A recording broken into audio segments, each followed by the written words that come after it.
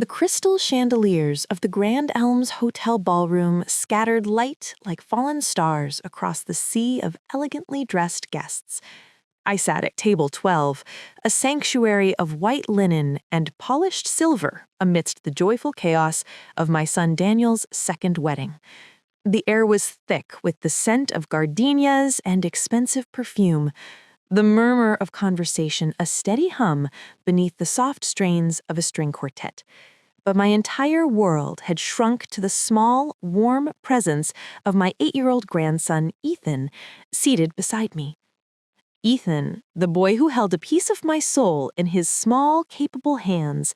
He was meticulously navigating a piece of roast chicken around his plate with a focus usually reserved for important scientific discoveries. His brow was furrowed in concentration, a miniature of his late mother's. Seeing that expression on his face, so like Sarah's, sent the familiar, bittersweet ache through my heart. I reached over and gently straightened the tiny, slightly lopsided bow tie he'd been so proud of tying himself. "You're doing a splendid job, sweetheart," I whispered. He looked up, his serious brown eyes softening for a moment. "Thanks, Nana Clara." Then his focus returned to the plate. He was a quiet child, had been since the universe had tilted on its axis 4 years ago, leaving a void where his mother's laughter used to be. I let my gaze wander, searching for my son. Daniel was weaving through the tables, his new tuxedo impeccable, a glass of champagne in hand. He was smiling, shaking hands, playing the part of the ecstatic groom. But I, his mother, could see the ghost of strain behind his eyes, the subtle tension in his shoulders. This wedding, to Isabel, was his attempt to claw back toward normalcy, to build a new life from the ashes of the old. I wanted him so desperately to be happy. And then there was Isabel, the bride. She was a vision in a couture gown of ivory silk and intricate lace, her champagne blonde hair styled into an elaborate masterpiece. She held court near the photographer's backdrop, laughing a little too loudly, her smile a brilliant, flawless facade that never quite reached her cold blue eyes. A shiver, unwelcome and persistent, traced a path down my spine whenever I looked at her. I'd dismissed it as the irrational protectiveness of a mother, the lingering grief for Sarah making me wary of her replacement. I'd tried to like her for Daniel's sake. I truly had. My thoughts were interrupted by the approach of an elderly couple, longtime friends of the family. "Clara, dear, Ethan is growing so tall. He's the spitting image of Daniel at that age," Mrs. Gable said, her kind eyes crinkling at the corners. "He is," I agreed, forcing a warm smile. "Just turned 8. Time moves too fast." As I turned to offer Ethan a roll from the breadbasket, I felt his small body go rigid beside me. The fork he'd been holding clattered softly against his plate. I looked at him, startled. The color had drained from his face, leaving his freckles standing out in stark relief. His eyes, wide with a terror that chilled me to the bone, were fixed on me. Before I could speak, his ice-cold hand shot out and gripped mine with surprising strength. His little fingers trembled violently. "Nana," he whispered, his voice so low it was almost swallowed by the room's din. "We have to go right now." My heart stuttered against my ribs. I leaned close, my maternal instincts screaming. "Ethan, my love, what is it? Tell Nana what's wrong." He shuddered, pressing himself against my arm as if trying to disappear. His breath hitched.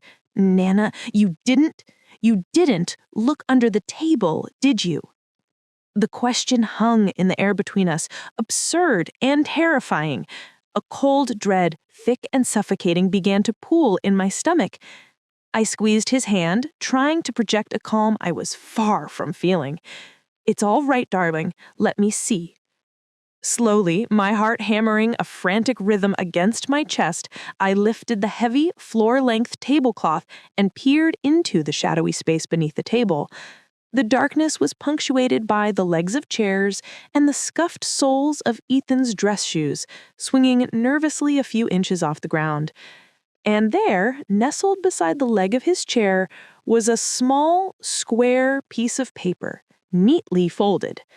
Ethan whimpered softly, burrowing deeper into my side.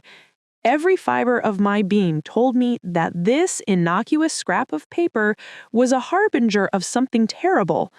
With a hand that betrayed my fear with its tremor, I reached down and picked it up.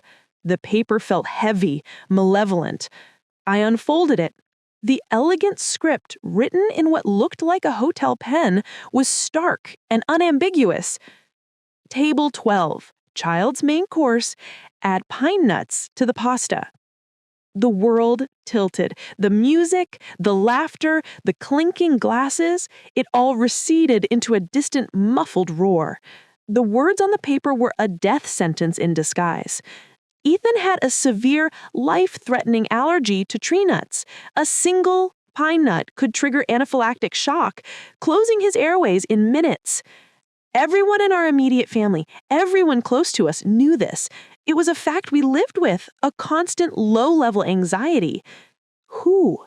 The question screamed in my mind. Who would do this? Here, at his father's wedding?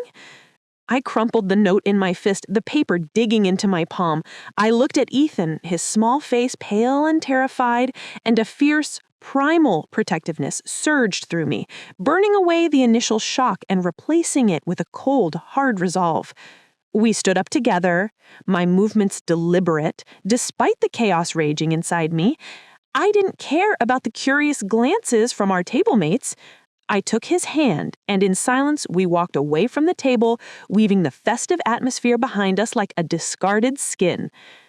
The present horror yanked me back through the years to a time when our family was whole, when happiness wasn't something we had to fight for. The memory of Sarah, my first daughter-in-law, was as vivid and warm as a summer sunrise. She hadn't just been Daniel's wife, she had been the daughter I'd never had. Her laughter was a genuine, infectious sound that could light up a dark room. She was kindness personified, with a quiet strength that held our little family together. I remembered afternoons at their cozy suburban home, the air smelling of freshly cut grass and the chocolate chip cookies Sarah always had waiting. Ethan, just a toddler then, would be careening around the backyard on his chubby legs, chasing their golden retriever, while Sarah and I sat on the porch swing with glasses of iced tea. "Mom, Clara, try this new recipe I found. It's a lemon drizzle cake. Tell me if it's too tart," she'd say, her eyes sparkling with pride as she placed a slice before me. I remembered one terrifying night with crystalline clarity. Ethan was 3, and a sudden, vicious virus spiked his temperature to dangerous levels. His small body was racked with fever, his cries weak and pitiful. Sarah held him in her arms, rocking back and forth, her own tears leaving silent tracks down her cheeks. "Mom, I'm so scared," she'd whispered, her voice cracking. "What if—" I had sat beside her, taking turns placing cool cloths on his forehead, my own fear a lead weight in my stomach. "He's strong, Sarah. He's a fighter. He'll get through this." We had stayed up together, a vigil of love and fear, until the first light of dawn painted the sky and the fever finally broke, leaving Ethan sleeping peacefully in his mother's exhausted arms. Sarah had looked at me, her eyes red-rimmed but filled with a profound gratitude. "Thank you for being here, Mom. I don't think I could have done it alone." I had simply held her hand, wordlessly communicating that I would always be there, for her and for Ethan. I had believed, with the foolish certainty of someone who has never known true loss, that our little family was invincible, a fortress built on love. The phone call that shattered that illusion came on a Tuesday afternoon. I was deadheading roses in my garden when the phone rang. The police officer's voice on the other end was calm, professional, and utterly devastating. A multi-car pileup on the interstate. Sarah's car was involved. There were no survivors. The world didn't just tilt, it shattered. The funeral was a blur of gray skies and somber faces, of a tiny, confused Ethan in a suit that was too big for him, repeatedly asking, When is Mommy coming home? Daniel moved through the days like a ghost, his grief so profound it was a physical presence in the room. He retreated into his work, leaving before Ethan woke and returning long after he was asleep, trying to outrun a pain that lived inside him. In the aftermath, our family fragment was held together by two people, me and my niece Hannah. Hannah, whom I had taken in when her own parents passed, was more a daughter to me than a niece. She was a vibrant, compassionate young woman with a heart as big as the ocean. She descended upon our grief-stricken household with a fierce, practical love. She'd arrived with bags of groceries, new storybooks for Ethan, and a quiet determination to heal us. She became Ethan's rock. She'd spend hours on the floor with him building elaborate Lego castles, or patiently helping him sound out words in his picture books. "Look, Ethan, you read that whole sentence all by yourself. You're so clever," she'd exclaim. And for the first time in weeks, a genuine smile would touch his eyes. But I also saw the way Hannah looked at Daniel when he thought no one was watching. It was a look that held more than familial concern. It was a deep, enduring love, born from years of proximity and shared history.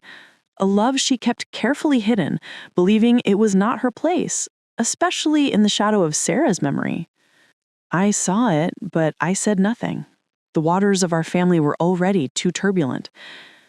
Daniel's introduction of Isabel 6 months ago had been fraught with my unspoken anxiety. He'd arrived at my house, a nervous energy about him, a glint in his eye I hadn't seen since before Sarah died. "Mom, there's someone I want you to meet," he'd said, his voice thick with hope. "Her name is Isabel. She's, different. I think you'll really like her." I plastered on a smile, my heart a conflicted knot of hope for my son's happiness and a deep, instinctive foreboding. That evening, Isabel had made her entrance. She was undeniably beautiful, polished to a high gloss in a designer dress, her handshake firm, her smile perfectly calibrated. "Clara, it's such an honor to finally meet you. Daniel speaks of you constantly," she'd said, her voice a smooth, cultured alto. Dinner was a strained fare. I'd cooked Daniel's favorite meal, pot roast with all the trimmings, but the atmosphere was thick with unspoken tension. Ethan, usually a chatterbox at the table, was uncharacteristically silent, pushing his food around his plate and avoiding Isabel's gaze. "Isabel's a vice president at the firm," Daniel announced, his chest puffing with pride. "She's brilliant." "Oh, Daniel, stop," Isabel demurred, flashing perfect smile. "Clara, this roast is divine. You'll have to give me the recipe." Her words were right, but they felt rehearsed, devoid of genuine warmth. Later, I saw her watching the family photos on my mantelpieces, her gaze lingering on a portrait of Sarah with a baby Ethan in her arms. It wasn't a look of curiosity or respect. It was one of assessment, of calculation. Hannah, who was also there that night, had been quiet, but I saw her jaw tighten when Isabel looped her arm possessively through Daniel's. In the weeks that followed, Isabel's campaign to ingratiate herself was relentless, but the cracks began to show. She'd volunteer to take Ethan to the zoo, returning with stories of how much fun they had, while Ethan would be silent, his clothes disheveled, and a forgotten ice cream stain on his shirt. When I'd ask him about his day, he'd just shrug. Once, when I was in the kitchen, I heard her hiss at him in the living room, her voice low and venomous. "Stop that fidgeting, Ethan! For God's sake, act your age!" I'd rushed in to find her smiling sweetly, pointing out a drawing he'd made. "Look, Clara, isn't he talented?" The final red flag before the wedding was Ethan's 8th birthday party. Hannah had spent days baking and decorating a cake shaped like his favorite superhero. His face had lit up with a joy I hadn't seen in years. "Aunt Hannah, you're the best," he'd yelled, throwing his arms around her. Isabel's gift was a generic, expensive, educational toy. She'd presented it with a perfunctory pat on his head. "Happy birthday, kiddo." The contrast between Hannah's heartfelt effort and Isabel's cold obligation was painfully clear. The incident at the grocery store where Ethan had accidentally knocked over a display and Isabel had berated him for his clumsiness in front of everyone was the final straw for me. My unease had solidified into a cold, hard certainty that Isabel was not what she seemed. Now, back in the wedding ballroom, holding the damning note, all those fragmented suspicions coalesced into a terrifying whole. This was not a simple oversight or a petty act of meanness. This was premeditated. This was evil. I led Ethan to a quiet alcove away from the crowd, kneeling down to his level. Ethan, listen to me. You are safe. Nana is here. No one is going to hurt you. I hugged him tightly, feeling his small heart racing against mine. I need you to stay right here. I need to talk to Daddy. Can you be a big, brave boy for me? He nodded, his eyes wide but trusting. I signaled to Hannah, who had been watching us with growing concern from her seat. She rushed over immediately. Clara, what's happened? I showed her the note. Her face went from confusion to horror in a split second. Oh my God, who would? Stay with him, I commanded, my voice low and fierce. Do not let him out of your sight. Do not let anyone give him any food. Do you understand? Yes, of course, she said, pulling Ethan into a protective embrace. Her eyes met mine, and I saw a steely resolve there that mirrored my own. I turned and marched through the ballroom, a woman possessed. The joyful celebration around me felt like a grotesque parody. I found the maitre d', a tall, impeccably dressed man named Robert, and thrust the crumpled note at him. This was delivered to a waiter for my grandson's meal. My grandson has a lethal allergy to tree nuts. I want to know who gave this to your staff, now. Robert's professional composure cracked as he read the note. Madam, this is a serious allegation. There must be some mistake. The only mistake, I hissed, leaning forward, was whoever wrote this thinking they could get away with it. Check your records. Talk to your waitstaff. I am not leaving this spot until I have an answer. Under the force of my fury, he scurried away. Minutes later, he returned with a young, nervous-looking waiter. This is Miguel. He recalls receiving a note for table 12. Miguel nodded, wringing his hands. A woman, ma'am. She stopped me near the kitchen. She was very insistent. She said it was a special dietary request from the family. I must have dropped it when I was setting up the table. I'm so sorry. I had no idea. I interrupted. What did she look like? She was, well dressed, blonde. She was wearing a blue dress, I think. I'm sorry, it was so busy. A blue dress. Isabel's mother, Patricia, was wearing a navy blue dress. A cold certainty settled over me. Isabel wouldn't dirty her own hands. She would use someone else, a pawn. I thanked McGill and dismissed him, my mind racing. I had the who, but I needed the how and the undeniable why. Confronting Isabel without irrefutable proof would only tell her to twist the narrative, to paint me as a jealous, meddling mother-in-law trying to ruin her son's happiness. I returned to the alcove where Hannah was shielding Ethan. Daniel had found them, his face a mask of confusion and concern. Mom, what's going on? Hannah said there's some kind of emergency. I handed him the note. As he read it, his face paled. What is this? Some kind of sick joke? It's no joke, Daniel, I said, my voice cold. This was a deliberate attempt to harm Ethan. That's insane, he exclaimed, running a hand through his hair. Oh, it... Before I could answer, Isabel glided over, her smile brittle.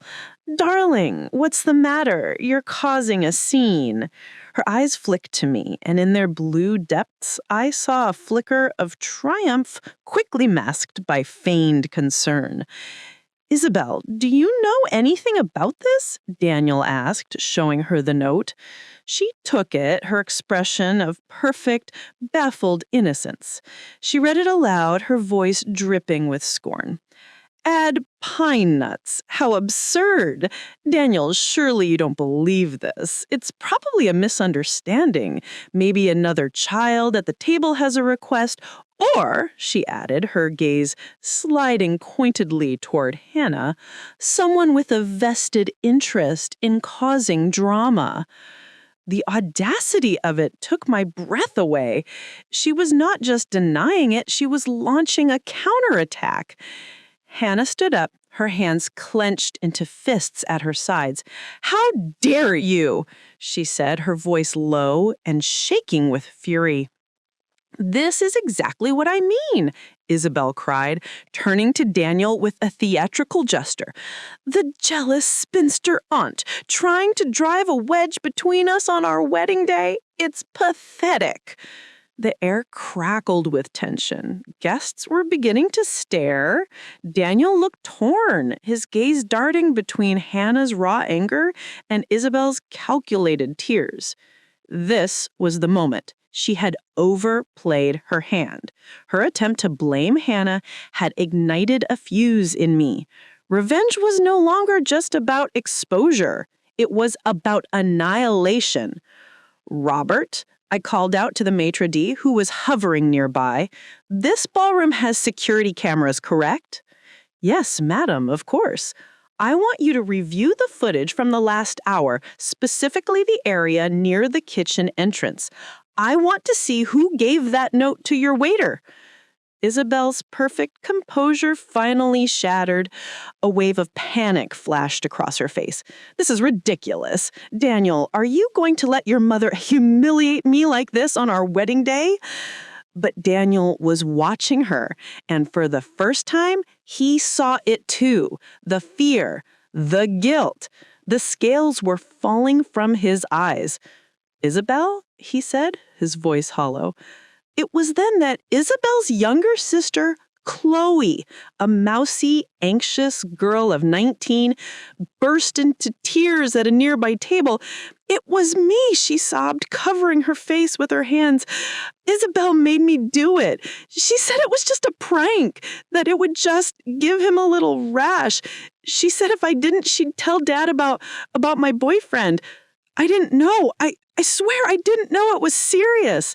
A collective gasp rippled through the guests who were close enough to hear. The truth was out, ugly and undeniable. Isabel whirled on her sister, her face contorted with rage. "You stupid little liar, shut up!" But the dam had broken. Lucy's challenge, Chloe's confession, and the impending review of the security footage had collapsed her house of cards. The mask was off, revealing the monstrous face beneath. Daniel stared at Isabel, a look of profound horror and revulsion dawning on his face. "You," he whispered, the word laden with a universe of betrayal. "You tried to hurt my son." The wedding was over. The facade was in ruins. Security was called.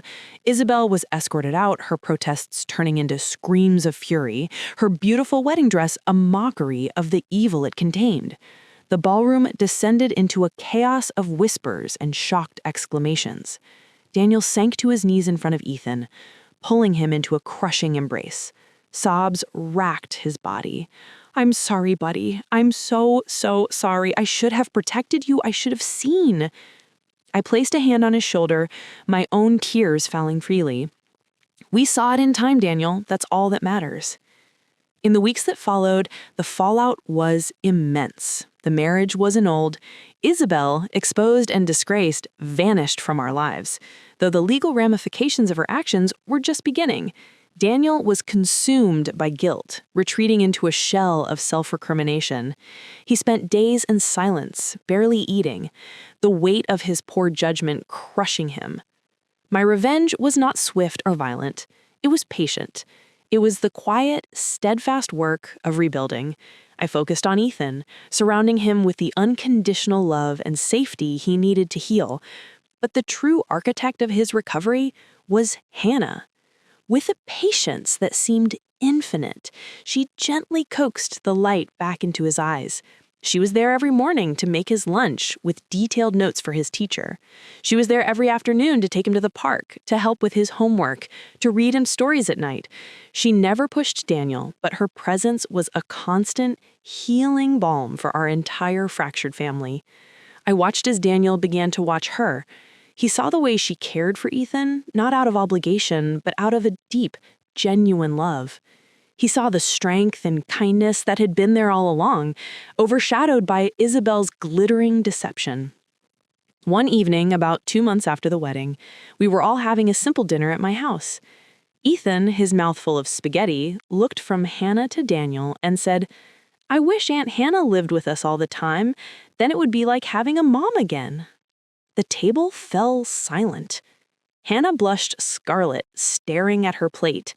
Daniel looked at his son, then at Hannah, and I saw something shift in his eyes.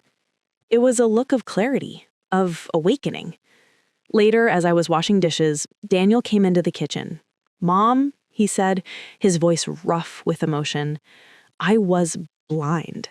I was so desperate for a fairy tale that I invited a wolf into our home. I almost lost everything because of it." I turned to face him, drying my hands. "True families aren't built on fairy tales, Daniel. They're built on trust, on sacrifice, on showing up day after day, even when it's hard." I nodded toward the living room where Hannah was helping Ethan with a puzzle. "Happiness has been here all along. You just needed to know where to look." He followed my gaze, and a slow, genuine smile, the first I'd seen in years, touched his lips. "I know." My revenge was complete. It wasn't Isabel's public humiliation that satisfied me. That was merely a consequence. My true vengeance was the family that emerged from the ashes, stronger and more resilient than before. It was the sight of my son, finally seeing the truth. It was the love that blossomed between him and Hannah, a love built on a foundation of shared history and proven loyalty. It was the sound of Ethan's laughter once again ringing through the house, a testament to the fact that light will always, eventually, drive out the darkness. Months later, on a crisp autumn day, Daniel and Hannah were married in my backyard, surrounded by a small circle of true friends and family. There was no string quartet, no ice sculpture, no 5-tiered cake. There was just love, honest and enduring.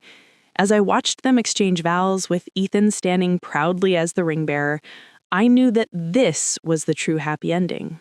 The revenge I had sought was not destruction, but restoration. And in the quiet, steadfast victory of love over malice, I found a peace that no amount of righteous anger could ever have brought me.